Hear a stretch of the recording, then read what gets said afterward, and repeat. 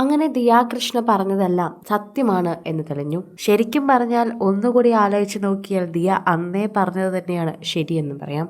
പ്രേക്ഷകരെല്ലാവരും കൃത്യമായി തന്നെ ആലോചിക്കുന്ന ഒരു കാര്യമാണ്.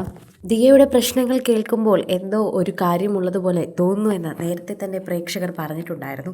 അതനുസരിച്ച് തന്നെയാണ് ഇപ്പോഴും പ്രേക്ഷകർ സംസാരിക്കുന്നത്. ദിയ പറഞ്ഞതെല്ലാം സത്യമാണ് എന്നിപ്പോൾ തെളിഞ്ഞു കഴിഞ്ഞു. ഇതോടെ പ്രേക്ഷകരെല്ലാവരും കേൾക്കുന്ന ഒരു സത്യാവസ്ഥയായി കൂടി ഇത് മാറുകയാണ്.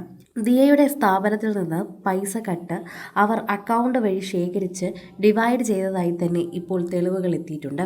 അതോടെ തന്നെ ഇപ്പോൾ ദിയയുടെ കേസ് കൂടുതൽ കാര്യത്തിലേക്കാണ് തെളിയുന്നത് എന്ന് പറയാം. ദിയാകൃഷ്ണയുടെ സ്ഥാപനത്തിലെ സാമ്പത്തിക തട്ടിപ്പ് കേസിൽ കുറ്റപത്രം തയ്യാറാക്കി ക്രൈംബ്രാഞ്ച് എത്തുകയാണ്. കേസിൽ വിശദമായ അന്വേഷണം നടത്തിയാണ് കുറ്റപത്രം തന്നെ തയ്യാറാക്കിയത്. 30 ലക്ഷത്തോളം രൂപയാണ് ജീവനക്കാരികൾ തട്ടിയെടുത്തതെന്ന് പറയുന്നു. കുറ്റപത്രത്തിൽ പറയുന്നതും അങ്ങനെയാണ്. ദിയ അറിയാതെ പണം സ്വന്തം അക്കൗണ്ടിലേക്ക് മാറ്റിയിരിക്കുകയാണ്. പിന്നീട് പണം പങ്കിട്ടെടുത്തു. 4 പ്രതികളെയാണ് കുറ്റപത്രത്തിൽ ഉൾപ്പെടുത്തിയിട്ടുള്ളത്. സ്ഥാപനത്തിലെ ജീവനക്കാരികളായ ദിവ്യ, രാധാകുമാരി, വിനീതയുടെ ഭർത്താവ് ആദർശ് എന്നിവരാണ് പ്രതികൾ. കുറ്റപത്രം ഉടൻ കോടതിയിൽ സമർപ്പിക്കും.